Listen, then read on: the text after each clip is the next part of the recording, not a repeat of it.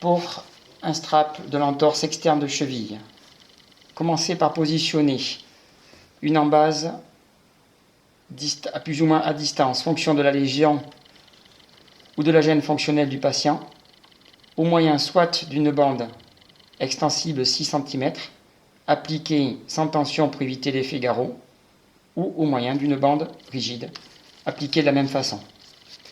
Au préalable, vous pouvez au moyen soit d'Omnifix pour une activité courte, protégée, les points saillants, tendineux, du tibial antérieur,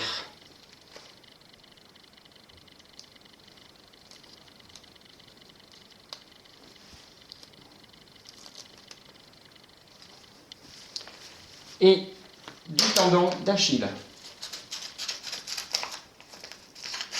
pour éviter tout frottement, toute friction qui gêne.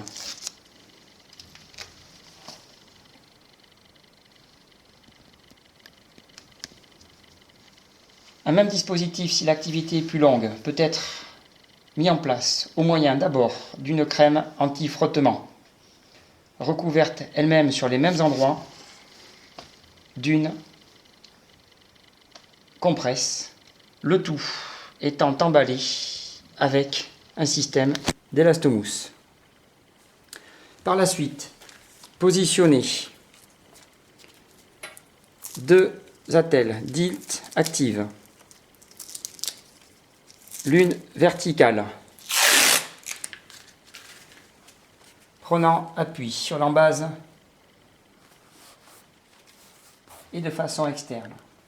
Vous appliquez la tension au moment du passage à la face externe, sachant que votre cheville est en dorsiflexion.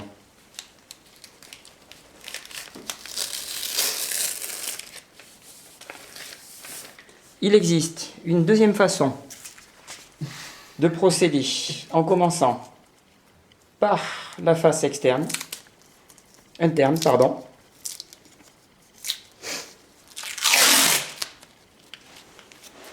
Deuxième bande que vous pouvez vous permettre de décaler de l'épaisseur d'une demi-bande qui passera sous le calcain de la même façon, ce coup-ci en appliquant la tension lors de la remontée. Le surplus étant coupé à la fin de la pose du strap. Vous apercevrez que les bandes ne sont pas ici fixées. Voilà pourquoi on peut réaliser un montage qui emballera et fera un 8 tout autour de l'articulation, stabilisant ainsi au passage la sous-astragalienne, positionnée de la façon suivante. On recommence à la face externe, on passe sous le calcain sans appliquer la tension. La tension est appliquée lors de la remontée, lors de la face externe, visant à recouvrir le trajet du ligament latéral, du ligament du faisceau antérieur. Un tour sans tension.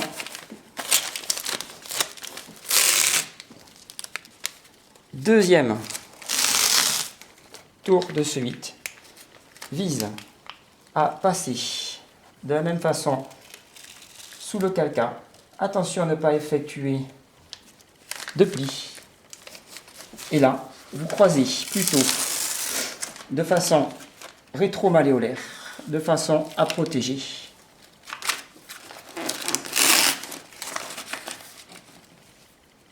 le faisceau postérieur.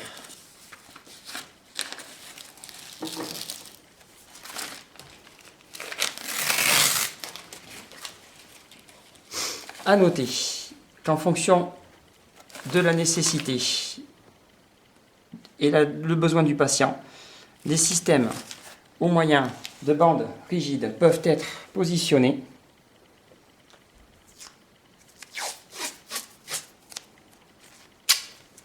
soit à visée de renforcement du ligament latéral externe,